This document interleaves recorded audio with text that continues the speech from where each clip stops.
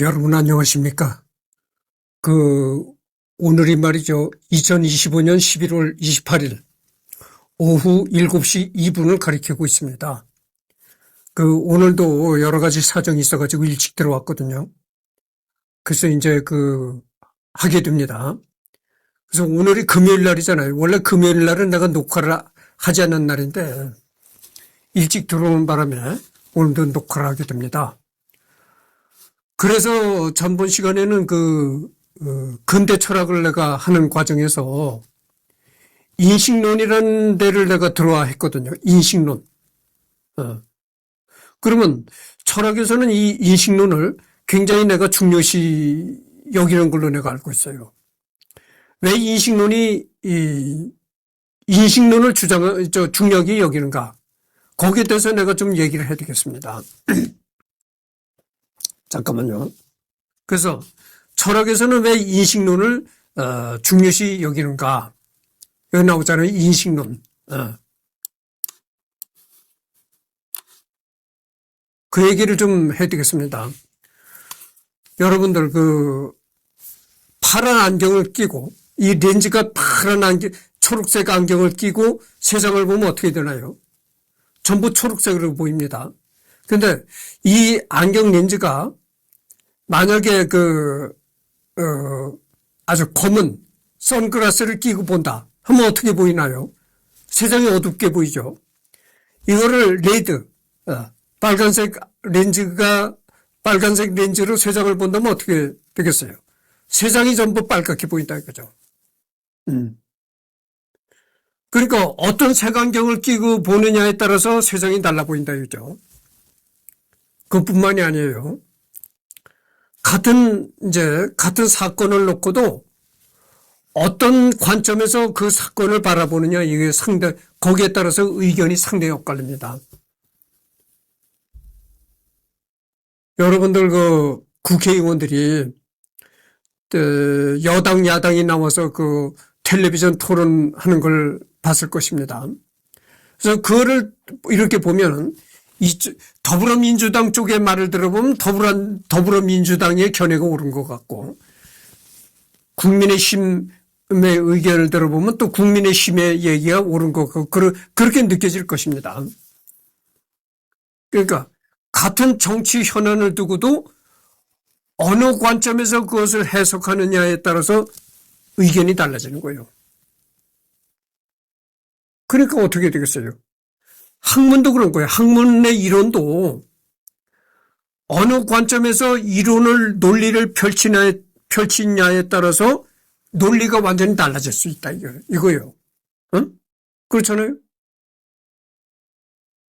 그래서 철학에서는 인식론을 중요시 여긴다고죠. 어떤 인식을 가지고 대하느냐, 어떤 인식을 가지고 어떤 사고를 가지고 논리를 대하느냐, 이걸 중요시 여긴다고죠. 여러분들 철학이라고 하면 이런 얘기를 좀 들어보셨을 것입니다. 학문 중에 학문이 바로 철학이다. 왜 그럴까요? 학문 중에 학문이다고죠. 학문의 제일 밑바탕을 형성하는 것이 바로 철학이다. 이런 얘기가 되는 겁니다. 그게 왜 그럴까요? 자, 정치에는 정치 철학이 있고, 사회에는 사회 철학, 과학에는 과학 철학이 있다 이거죠. 그렇게 모든 분야의 철학자가 붙으면 어떻게 됩니까? 정치 철학이라는 얘기가 붙으면 어떻게 됩니까? 정치라는 근본적인 인식, 사고 이런 걸 뜻하는 거죠. 그러니까 어떤 학문을 대하는 태도, 인식, 그 학문을 바라보는 우리 사고 체계, 이런 걸 바로잡는 것이 철학이다 이거죠. 그러니까 내가 아까 뭐라고 했습니까? 빨간 렌즈 안경을 끼고 세상을 바라보면 세상이 전부 빨갛게 보여. 그러니까 그게 잘못된 인식이다 그죠. 그러니까 그럴 때 빨간 안경을 끼고 세상을 바라봤을 때 세상이 전부 빨갛게 보였을 때 철학이라는 게 필요하다고죠. 철학이 인식론이 필요하다고 해요. 그러면 그때 철학이 뭘 얘기를 하겠어요? 당신 지금 빨간 렌즈 안경을 꼈으니까 그 안경을 벗어라. 그리고 지금 이승열이가 낀 안경처럼 색이 없는 무색의 렌즈를 끼워라. 이렇게 말하는 것이 바로 철학이다 이거예요. 그런 역할을 하는 것이 바로 철학이다. 그래서 학문 중에 학문이 철학이다. 이런 얘기를 하는 겁니다. 인식론이라는 것은 그 철학이라는 학문 말고 또 논리학이라는 학문이 있어요. 여러분들 그 철학도 그렇겠지만 논리학 학문이라고 하면은 상당히 높은 단계에서 가르치는 학문입니다. 그러니까 적어도 고등학교 과정에서는 논리학을 가르치는 게 없고 적어도 대학원 정도 가야 본격적인 논리학을 이제 배울 수 있다 이렇게 생각을 합니다. 그래서 철학이 이 학문 중에 학문이라고 하는 게 바로 그래서 얘기를 하는 거예요. 빨간 렌즈를 끼고 이렇게 학문을 바라보는 사람들한테 야, 너 그러지 말고 색이 없는 안경 렌즈를 끼고 학문을 바라봐라 이렇게 충고하는 것이 철학의 존재 의미다 이런 얘기예요. 그래서 바로 철학이라는 학문이 모든 학문의 밑바탕이다. 모든 학문의 근본이다. 이렇게 얘기를 하는 겁니다. 그래서 그 인식론이라는 게 그렇게 철학에서는 중요하게 다루는 거다. 이런 말씀을 내가 했습니다. 방금 전에 내가 뭐라고 했습니까? 어떤 태도에 어떤 방식이 인식을 하냐, 어떤 사고 체계를 가지냐에 따라서 세상이 빨갛게 보일 수도 있고 노랗게 보일 수도 있다. 그럴 때에 세상이 빨갛게 보인다든지 노랗게 보일 때에 야, 당신 그 안경을 벗고 색이 없는 안경을 끼워라. 이렇게 충고하는 것이 바로 철학의 역할이다. 이런 얘기를 했습니다. 그러면 그 인식론에 들어왔거든요. 그래서 내가 이거를 지금 근대 철학을 하다가 인식론으로 들어와가지고 이렇게 또 얘기를 합니다만은 여기 보면은 말이죠. 인식론만 해도 상당히 얘기가 많이 나와요. 방금 전에 얘기했듯이 철학이라는 거는 인식론을 상당히 중요시 여긴다고 했잖아요. 그래서 인식론에 관해서 여러 가지 또 얘기가 나옵니다. 여기 보면 그 합리성이란 무엇인가, 경험의 역할은 무엇인가, 인식론의 하위 분야, 관련 항목, 더 읽을 만한 글, 인식론 관련 정보 이런 게 나옵니다. 그래서 철학하는 그 방법론에는 간주관적, 결정론, 다원주의, 변증법. 내가 해겔의 변증법이라는 철학이 공산주의 이론에 응용이 됐다. 내가 그런 얘기를 한 적이 있습니다. 그래서 뭐 변증법 나오잖아요. 무슨 지향, 이거는 그 변증법이라는 것은 지금 내가 얘기를 안 하고 본격적인 해결할 때 내가 얘기를 하도록 하겠습니다. 지금은 철학사 중에서 근대 철학을 얘기하는 중입니다. 그리고 지금은 얘기를 안 하고 본격적인 해결의 일생을 얘기를 할 때 이걸 얘기를 하도록 하죠. 그 다음에 사고실험, 상대주의, 신비주의, 자비원칙, 절대주의, 해석학, 현상학, 환원주의 이렇게 나옵니다. 그 다음에 논리학이라고 나오죠. 논리학. 참 이게 뭐 이론을 들어가면 또 이론이 나오고 한이 없는 거예요. 그래서 약간만 읽어보고 원래대로 가도록 하겠습니다. 논리학은 무엇이 올바른 추론인가라는 문제를 해결하기 위해 출발한 학문이다. 연역 추론과 귀납 추론이 논리학에 속하는 대표적인 주제이며 추론을 구성하는 명제 그리고 이를 다시금 구성하는 개념 역시 논리학의 전통적인 연구 주제다. 고대 그리스에서 아리스토텔레스가 처음으로 고안한 학문이며 19세기 유럽 조지 불, 코틀로프 프레게, 버트런트 러셀 등의 업적을 통해 수학과 매우 밀접한 관계를 맺게 되었다. 이는 20세기의 수학 논리학이라는 형태로 결실을 맺었다. 그러니까 이 논리학도, 논리학이라는 학문도 상당히 오래된 학문인 거죠. 고대 그리스에서 아리스토텔레스가 처음으로 이렇게 만든 학문이라고 하니까 이 논리학의 역사도 상당히 오래됐다 이런 얘기죠. 논리학, 특히 형식 논리학은 철학, 수학, 언어학, 컴퓨터 과학 등에서 걸쳐 두루두루 연구되고 따라서 대학 과목 역시 여러 대학의 철학과 수학과 컴퓨터 공학과에서 두루두루 개설된다. 논리학은 수학에서 수학 기초론으로서 연구되는 편이고 컴퓨터 과학에서는 논리회로부터 시작해서 프로그래밍 언어에 이르기까지 다양한 분야에 걸쳐 응용된다. 철학은 논리학을 전통적으로 연구해온 분야답게 형이상학, 수리철학, 언어철학 등 여러 분야에 접목된다. 그 여기 나오잖아요. 논리학. 철학을 하게 되면 논리학도 어느 정도 하게 된다 이런 얘기가 되는 겁니다. 그러니까 철학 말고 본격적으로 논리학을 전공하는 사람들이 있어요. 근데 그런 사람이 아니라 하더라도 일단 그 철학을 공부하게 되면 이 논리학도 어느 정도 공부하게 된다 이런 얘기가 되는 거죠. 그러니까 이제 이게 무슨 얘기냐면은 논리학과 철학이라는 학문은 이 두 가지 학문은 서로 이 겹쳐지는 분야가 있다는 거죠. 공통 분야가 있다는 거예요. 그래서 이 철학을 배우게 되면 어느 정도 논리학도 배우게 된다 이런 얘기가 되는 겁니다. 그래서 가치론, 윤리학 이런 게 나옵니다.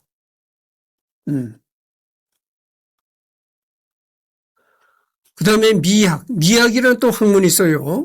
그 미학을 잠깐 들여다봅시다. 미와 예술, 미적인 것에 대한 사상을 탐구 대상으로 다루는 철학의 분과 학문. 그러니까 이 미학이라는 것도 철학의 한 갈래다. 그런 얘기죠. 모든 학문이 그렇듯이 이것은 무엇인가라는 질문에서 학문이 시작되는데 미학은 마찬가지로 아름다움이란 무엇인가라는 질문에서 시작해 가지를 뻗어나간 학문이다. 이런 얘기죠. 모든 학문이, 이 세상의 모든 학문이 의문점에서 시작된다 이거죠. 물음표. 의문점에서 퀘스천 마크에서 시작된다 이런 얘기죠. 그럼 이 치약이 있으면 이 치약은 무엇인가? 또 휴지가 있으면 휴지는 어떻게 만들어지고 무슨 성분으로 구성되어 있는가? 이런 데서부터 학문이 출발한다 이거죠. 바로 이거 학문의 출발점이 바로 그거라는 거죠. 근데 이 미학이라는 것은 말이죠. 아름다움은 무엇인가? 여기서 출발한다는 겁니다. 그 다름을 분석하는 학문이라고 보면 되겠다. 사람의 생각을 생각하는 학문이라는 점에서 철학과 유사하다. 학문의 지향점이 아름다움일 뿐 이 학문은 마케팅, 디자인, 음악, 미술 등 예술 분야 전반에 실용적으로 쓸 수 있다. 물론 실용적인 의미에서 미학은 기본적으로 사람이 아름답다고 느끼는 것을 끊임없이 탐구하는 학문이다. 이 미학이라고 하면 참 생소하게 들을 사람이 많을 것이라고 생각합니다. 그 서울대에 미학과가 있습니다. 미학과가 있는데 이 미학과가 설치되어 있는 학교가 상당히 드물어요. 그런데 그 서울대학교는 국립대학이고 그래서 미학과가 있습니다. 그래서 여러분들 그 토론 프로그램 같은 데 잘 나오는 진중권 교수라고 아마 잘 알 거예요. 이 진중권 교수가 그 탈북민들이 나와서 하는 이만갑에도 나올 때가 있고 그래요. 이 진중권 교수가 바로 이 서울대학교에서 미학을 전공한 사람이죠. 그렇다는 걸 말씀드립니다. 그래서 이 미학을 전공한 사람들이 상당히 드물어요. 근데 하여튼 그 진중권 교수가 미학을 전공한 사람입니다. 미와 예술 및 미적인 것에 대한 전반이나 역사는 문해사학, 미술사학, 음악사학 등에서 다루는 것이다. 미학이 서양 문학사, 서양 회화사나 서양 음악사에 대한 교육과 연구를 담당할 수는 없는 것이다. 미학은 이들에 대한 철학적 사상을 다루기 때문에 그 존재 가치가 두드러지는 것이다.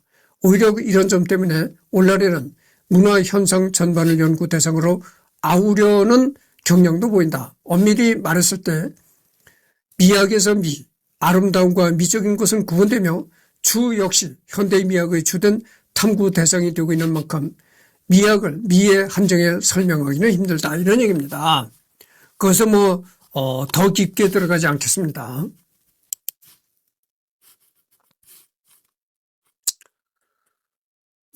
그래서 여기 나옵니다만 정치 철학, 과학 철학. 철학 앞에 정치가 붙고 과학이 붙고 이런 방금 전에 내가 얘기를 했잖아요. 그러면 왜 정치 철학이네 과학 철학이네 이런 걸 얘기를 하느냐. 어떤 사고를 가지고 철학이 임하느냐. 그러니까 어떤 사고방식을 가지고 과학이 임하느냐. 어떤 사고방식을 가지고 정치를 논하느냐. 이런 거, 어떤 사고를 가지고 정치를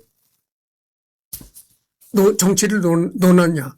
그런 바탕, 사고의 바탕을 연구하는 것이 철학이다 이런 얘기를 했잖아요. 그래서 이 정치 철학이네, 과학 철학이네 이런 얘기가 나오는 겁니다. 그러니까 어떤 생각 체계로 과학에 접근하느냐. 과학에 접근하는 생각의 체계, 그것을 탐구하는 것이 철학이다 이런 얘기입니다. 그래서 과학 철학, 정치 철학 이런 얘기가 나오는 거죠. 그리고 여기 보면 귀납 논증, 연역 논증 이런 게 나옵니다. 규류법, 존재증명법, 수학적 귀납법 여러 가지 논리들이 여기 이제 엄청나게 많은 거죠. 그래서 이것을 전부 들어가려면 한이 없죠. 그래서 이제 이쯤에서 본래에 들어가도록 하겠습니다. 그래서 내가 여태까지 얘기한 게 바로 인식론, 인식론에 대해서 얘기를 한 겁니다. 이것이 이른바 근대 철학의 지금 전번 시간에 근대 철학을 하다가 시간이 다 돼서 중단했단 말이죠. 그래서 이제 계속 가도록 하겠습니다. 이것이 이른바 근대 철학의 인식론적 전회로 존재론에 집중했던 기존의 철학에서 탈피하는 변화였다. 데카르트는 나는 생각한다, 고로 나는 존재한다라는 사실만큼은 결코 의심할 수 없고 따라서 최초의 태도가 될 수 있다고 보았으며 이로부터 다양한 형이상학적, 자연철학적 결론을 도출시키고자 하였다. 이러한 데카르트의 철학은 여러 측면에서 당시 대학교의 주류 학설이던 아리스토텔레스주의 내용과 충돌하였고 곧 유럽 여러 대학에서는 데카르트의 추종자들과 아리스토텔레스주의자들 간의 치열한 논쟁이 벌어지기 시작했다. 여러분, 이런 철학이네 이런 얘기하면 상당히 딱딱하게 들리고 재미가 없죠. 재미없게 느껴질 사람이 많을 겁니다. 그래서 좀 내가 재미난 얘기를 기분 전환할 겸 이거 천천히 해도 되는 거예요. 재미난 얘기를 좀 해드리겠습니다. 전번 시간에 내가 뭐라고 했습니까? 7, 80대가 되면은 이렇게 죽는다. 그랬잖아요. 섹스할 때. 이 페니스가 죽는다는 얘기죠. 그래서 그때는 이제 비아그라나 이런 발기를 해결하는 그런 약물을 먹고 한다. 이런 얘기를 한 적이 있습니다. 근데 약물을 먹어도 이게 안 된다 하면 어떻게 되겠어요? 여러분들 약물을 먹어도 7, 80대 그러니까 80대까지는 약물이 아마 소용이 있을 것이라고 생각합니다. 근데 80대가 넘어서 90대가 되면요. 비아그라 아니라 비아그라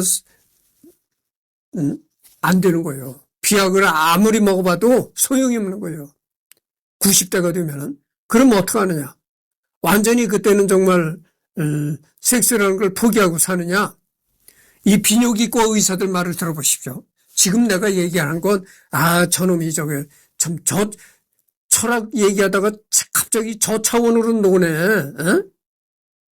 이렇게 생각하면 안 됩니다. 여러분들, 인생이라는 게 뭐겠어요? 에? 인생이라는 거는 뜻깊은 고매한 이 철학 얘기를 하는 것도 중요하지만 즐기는 데도 의미가 있는 거예요. 즐기는 데 의미가 있다고 해가지고 너무 또 즐기는 데만 몰두하면 안 되는 거고, 그렇지만 어느 정도는 즐기는 게 인생의 중요한 거다고죠. 그래서 이제 비뇨기과 의사들이 주로 이런 얘기를 해서 내가 그런 얘기를 듣는데, 이런 얘기를 하면 나보고 이승열이 보고 그럴 거예요. 저 돌팔이 그럴 거예요. 내가 의사 면허가 없는 거는 확실해요. 의사가 면허는 없지만 내가 반의사입니다. 그렇게 하시고 내 얘기를 좀 들어보십시오. 그래서 비아그라를 먹으면, 비아그라나 꼭 비아그라가 아니라 하더라도 초창기에는 비아그라라는 약물뿐이 없었는데 요즘에 비아그라와 아주 효과가 흡사하면서도 가격이 저렴한 그런 약들이 많이 나와 있어요.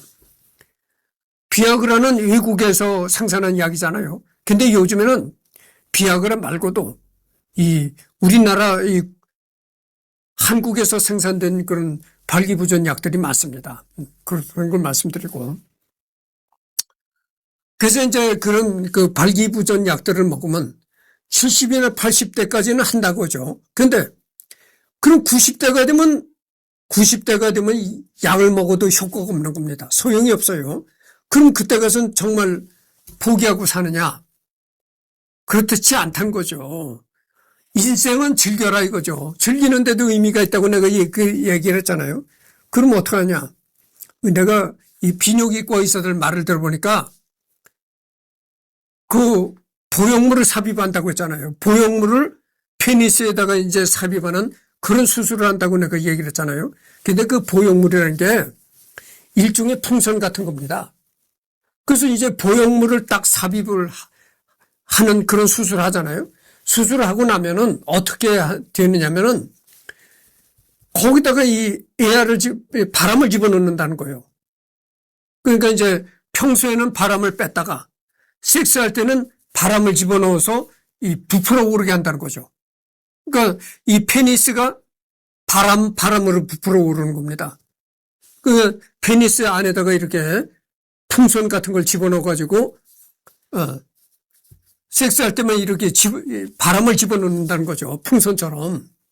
그리고 일이 끝나면 또 바람을 빼고 이런다는 거죠. 그러면은 90대 노인도 한다는 얘기가 나오는데, 이건 뭐냐면은 잘 들어보십시오. 그러면 90대 노인이 보형물 삽입하는 수술을 받고 섹스할 때마다 웃지 마십시오. 웃을 얘기 아니에요. 섹스할 때마다 섹스하기 전에 이 바람을 집어넣으면 부풀어 오를 것 아니겠어요? 페니스가 발기하는 것처럼. 그래서 섹스를 한다고 생각해 보시오. 과연 그 섹스가 쾌감을 느끼겠는가? 이런 문제가 생각해 볼 수 있는 거예요. 내가 생각하기에 그 풍선, 일종의 풍선이라고 했잖아요. 풍선을 집어넣는 수술에서 발기를 시켜서 섹스하는 거는 쾌감을 나는 못 느끼리라고 생각을 해요. 그렇게 해서 섹스하는 거는 남자는 쾌감을 못 느끼고 오로지 그러니까 여성한테 봉사하는 거죠. 여성만이 쾌감을 느끼는 거죠. 그거는. 발기는 했을 때 여러분 생각해 보세요. 발기는 했지만 보형물을 삽입해 가지고 거기다가 이제 바람을 집어넣어서 발기는 시켰지만 그게 쾌락을 느낄 만한 감각이 있겠어요? 그렇잖아요. 거의 무감각하다고 봐야 되겠죠. 그러니까 그거는 남자가 쾌락을 느끼기 위해서 하기보다는 쾌락을 여자한테 주기 위한, 여자한테 서비스하기 위한 난 그거라고 봅니다. 그래서 진짜 90대도 섹스를 한다고 그런 얘기가 있어요. 아니, 바람을 집어넣으면 이렇게 발기가 된다니까, 부풀어 오른다니까. 그래서 내가 그걸 보고, 야, 요즘엔 참 이게 의술이라는 것이 정말 대단하구나, 이렇게 생각을 했어요. 그래서 초창기에는, 그러니까 70, 80 이런 초창기에는 비아그라나 이런 약을 먹고 하다가 그것도 말을 안 듣는 단계에 가면은 그 다음엔 보형물을 삽입해가지고 바람을 집어넣어서 발기를 시켰다가, 그 다음에 그 필요성이 지나가면 또 바람을 뺐다가 이렇게 한다는 거죠. 재밌죠? 이런 얘기를 해야 또 재미있게 들어요. 데카르트로부터 출발한 이런 학품은 이후 합리주의라 불리게 되었다. 데카르트의 합리주의적 철학을 계승한 대표적 인물 중 하나는 바리흐 스피노자였으며, 데카르트라고 하면은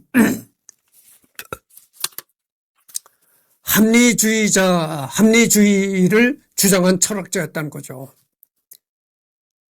이 바리흐 스피노자도 내가 언젠가나 해두겠습니다. 그러니까 내가 전번에 내가 얘기를 했잖아요. 한국 사람이 이제 영원히 안 한다고 내가 얘기를 했습니다. 왜 내가 영원히 안 합니까? 전번 시간에 얘기를 했잖아요. 그래서 그런 내가 이유 때문에 한국 사람은 영원히 이제 안 합니다. 근데 외국 사람만 해도 엄청나요. 죽을 때까지 해도 못하는 거예요. 특히 스피노자의 철학은 당시 유대교 및 기독교의 입장에서 볼 때 매우 이단적인 내용으로 흘러갔던 점에서 당시 지성계 가운데 큰 스캔들이 되었다.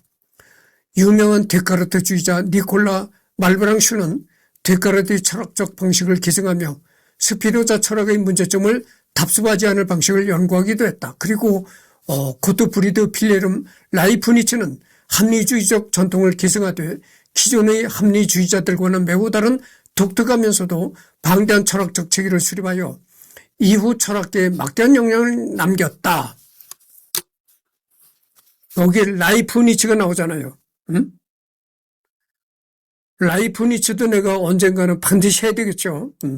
잠깐만 라이프니츠를 한번 봅시다. 이 사람이 이제 라이프니츠인데 1646년 7월 1일에 태어났네요. 근데 이제 지금의 독일 사람인데 지금으로 말하면 독일 사람이지만 그때 당시는 이제 신성 로마제국이라고 하죠. 그래서 태어났다 이런 얘기인데 내가 왜 이 라이프니츠를 말이죠. 중요시 여기느냐면은 이 사람이 언제 태어났죠? 1646년에 태어났습니다. 그러니까 지금으로부터 한 800년 전에 생존했던 사람이에요. 이 라이프니츠가. 근데 라이프니츠가 서양의 수학자입니다. 여기 나오죠. 서양의 수학자, 물리학자, 이런, 서양의 과학자인데, 흥미있는 게 말이죠. 이 그러니까 라이프니츠가 800년 전에 태어난 사람이라고 했잖아요. 800년 전에는 어땠을까요?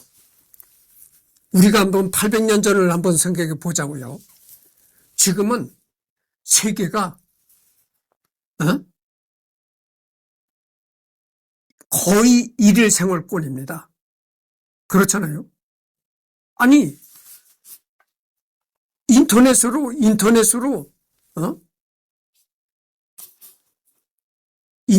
하면요 1시간이면 세계가 1시간도 걸릴 게 없어. 10분, 20분이면 다 세계가 다 통해.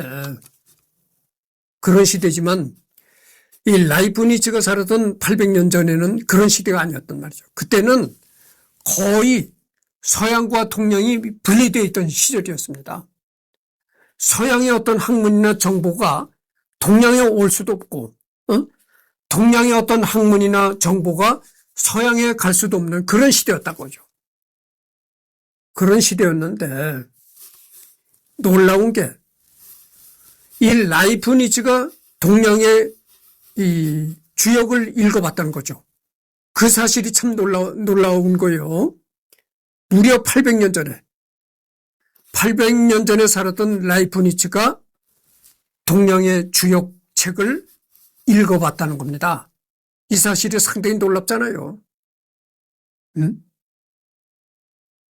하여튼 그래서 내가 그때서부터 라이프니츠라는 사람을 중요시 여기게 되었다 이런 얘기입니다. 그래서 내가 반드시 라이프니츠를 내가 언젠가 반드시 할 겁니다. 놀랍잖아요. 800년 전에 1600년대에 살았던 라이프니츠가 동양의 주역책을 읽어봤다는 겁니다. 하여튼 그렇다는 걸 말씀드리고요. 그래서 합리주의적 전통을 계승하되 기존의 합리주의자들과는 매우 다른 독특하면서도 방대한 철학적 체계를 수립하여 이후 철학계에 막대한 영향을 남겼다. 지금 31분을 경고했습니다. 조금 더 해드리겠습니다. 반면 합리주의와는 다른 방향에서 프랜시스 베이컨은 스콜라 철학에서 중시하는 논리학이 연역 논증에만 치중하는 것을 비판하며 실제 실험하고 관찰하는 경험을 중시하기를 제언했다. 이는 곧 직접 감각 혹은 지각한 경험적 내용만이 참된 지식의 토대가 된다는 경험주의 원칙은 유럽 대륙과는 달리 영국을 중심으로 발달하게 되었으며 존 로크에 의해 본격적인 철학적 이론으로 발전하게 된다. 로크의 뒤를 이은 조지 버클리는 로크가 제시한 바 경험주의 원칙을 더욱 일관적으로 적용할 경우 감각 등이 속한 정신을 뛰어넘는 물질이라는 것을 존재하지 않는다고 보는 것이 합당하다는 관념론을 제기하였다. 관념론. 여기 상당히 중요한 사람들이 많이 나옵니다. 방금 전에 내가 라이프니츠도 얘기했지만 베이컨도 상당히 유명한 철학자입니다. 그래서 여기 참 중요한 얘기들이 많이 나오는데 연역 논증, 경험주의, 관념론 이런 참 중요한 얘기들이 많이 나옵니다. 연역 논증을 잠깐 해보도록 하죠. 이것이 연역 논증이다. 추리, 추론, 논증 방법 가운데 하나, 연역법, 연역추론이라고도 한다. 귀납 논증과 함께 논리학의 두 축을 이루고 있다. 전제가 참이면 결론도 필연적으로 참인 논증을 말한다. 설명. 연역법, 어떤 속성에 대한 하나의 일반화된 원리를 세운 후 해당 속성을 지닌 개별 요소에 해당 원리를 적용하는 결론을 짓는다. 귀납법, 동일한 현상을 보이는 개별 요소들에서 공통적인 속성을 찾아내서 전제를 세우고 이를 통해 하나의 일반화된 원리를 주장하는 결론을 이끌어낸다. 이게 뭐냐, 이런 게 어디에 써먹는 얘기냐 궁금할 것입니다. 연역법, 귀납법 이런 게 도대체 어디에 써먹는 얘기냐? 그렇잖아요, 여러분들. 이런 얘기 어디에 써먹는 거 하니 들어보십시오. 대학을 졸업하고 대학이나 대학원을 졸업하고 이제 박사학위를 받아야 되겠다. 이런 사람은 어떻게 합니까? 논문을 쓰잖아요. 자기가 그동안 배우고 연구한 그런 거를 토대로 자기가 이제 자기만의 생각으로 이제 논문을 쓰는 겁니다. 그래서 논문을 써서 제출하면 그 논문이 통과가 되면 박사학위를 받는 거죠. 그래서 논문이라는 게 굉장히 중요시 되는 겁니다. 그래서 고등학교 때까지는 이 논문을 별로 이제 중요시 여긴다거나 그러질 않는데 대학 이상에 가면은 이 논문이라는 걸 상당히 중요시 여깁니다. 그러니까 자기가 배우고 연구한 것을 문장으로 논하는 겁니다. 글로 논하는 거예요. 이론을. 근데 그때 이게 필요한 얘기입니다. 그때. 예. 잠깐만요. 이게 그때 필요한 얘기. 논문을 쓸 때 연역법을 이용을 하느냐, 귀납법을 이용을 하느냐. 논문을 집필할 때 논리를 어떻게 세우느냐. 이런 얘기입니다. 그래서 연역법에 근거해서 논리를 세울 수도 있고 귀납법에 근거해서 논리를 세울 수가 있다. 이런 얘기죠. 그러니까 논리를 세우는 방법을 지금 얘기를 하는 겁니다. 그건 너무 여기도 깊게 들어가지 않도록 하겠습니다. 그래서 여기 보면 경험주의라는 게 또 나옵니다. 경험주의. 네, 경험주의가 나오죠.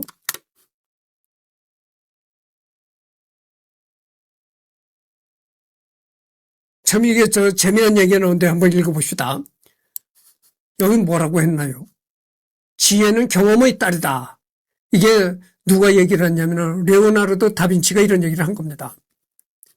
이게 무슨 말입니까? 지혜가 경험의 딸이다 이거죠. 지혜라는 건 경험 없이는 나올 수가 없다 이런 얘기가 되는 거예요. 지혜라는 것은 경험에 근거해서 나오는 것이다 이런 얘기가 되는 겁니다. 철학에서 감각의 경험을 통해 얻은 증거들로부터 비롯된 지식을 강조하는 이론, 주로 인식론에서 언급되는 입장이며 모든 지식이 경험에서 비롯된다고 주장하는 학파다. 귀납 추론과도 밀접한 관계에 있다 이런 얘기입니다. 여기서도 이게 뭐 여기 또 들어가면 이게 또 한이 없어요. 그러니까 본래의 곳으로 가도록 하죠. 경험주의 원칙은 유럽 대륙과는 달리 영국을 중심으로 발달하게 되었으며 존 로크에 의해 본격적인 철학적 이론으로 발전하게 된다.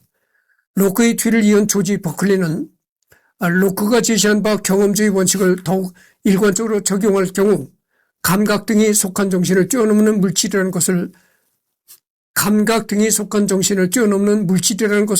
존재하지 않는다고 보는 것이 합당하는 관념론을 제기하였다. 그리고 한 발 더 나아가 데이비드 휴먼 경험주의 원칙을 충실히 따를 경우 실체, 자아, 그리고 인과, 그리고 귀납 논증 자체의 정당성까지 의심하는 게 마땅하다는 매우 영향력 있는 회의론 철학을 개진하였다.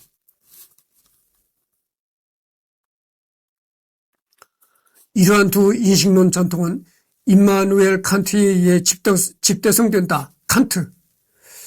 칸트 너무나 유명하죠.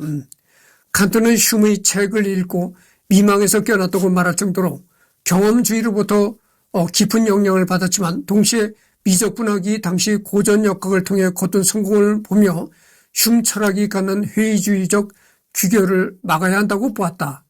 칸트는 그 해법으로 순수 이성 비판에서 우리 바깥의 사물 자체에 개입하지 않으면서도 지성 개념 등을 통해 객관적으로 지식을 얻을 수 있다는 인식론을 제시하였으며 나아가 이런 틀에 기초하여 윤리학 및 미학 등 방대한 영역에 걸쳐 뛰어난 업적을 남겼다. 칸트는 더불어 계몽주의에 긍정적이었으며 결국 말년에는 프랑스 혁명을 목도하게 된다. 이 칸트가 말년에 프랑스 혁명을 이제 경험하게 된다 이런 얘기죠. 이렇듯 프랑스 혁명을 이끌어낸 동력은 시대를 거슬러 올라가 흔히 근대 초 니콜로 마키아벨리가 중세 기독교적 정치 및 국가 간에 도전하는 다른 관점을 제시한 것으로부터 비롯되었다고 여겨지고는 한다. 이런 흐름 가운데 토머스 홉스는 리바이어던을 통해 정치 자체에 대한 철학적인 고찰을 제시함으로써 정치 철학의 효시가 되었고 특히 이때 제기된 사회계약론은 이후 존 로크와 장자크 루소를 거치며 발전함으로써 이후 근대 민주주의 성립 및 현실 정치 역사에 막대한 영향을 끼쳤다고 전해진다. 장자크 루소. 이 사람도 물론 언젠가는 해야 되겠죠. 해야 될 사람이 이렇게 많은 거죠. 이것도 중세 철학 등에 대한 반발로부터 시작된 초기 근대 철학은 결과적으로 앙시행 레짐을 지탱하는 종교적 사상적 기틀을 논박하는 데 성공했으며 많은 철학사가 혹은 역사학자들은 이런 흐름이 결국 종교나 미신 대신 인간과 인간의 이성을 강조하는 계몽주의, 인본주의 및 자유사상의 발흥을 돕고 전제 군주제 등 구시대 유산을 무너뜨리는 데 기여하였다는 평가를 내렸다.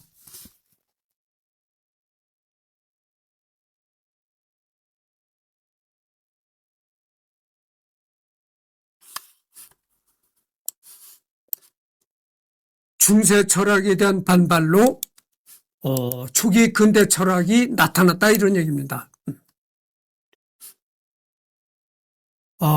그래서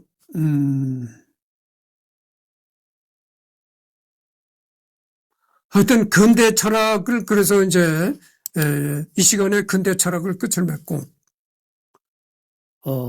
다음에는 다음 녹화는 내일이 토요일 날이죠.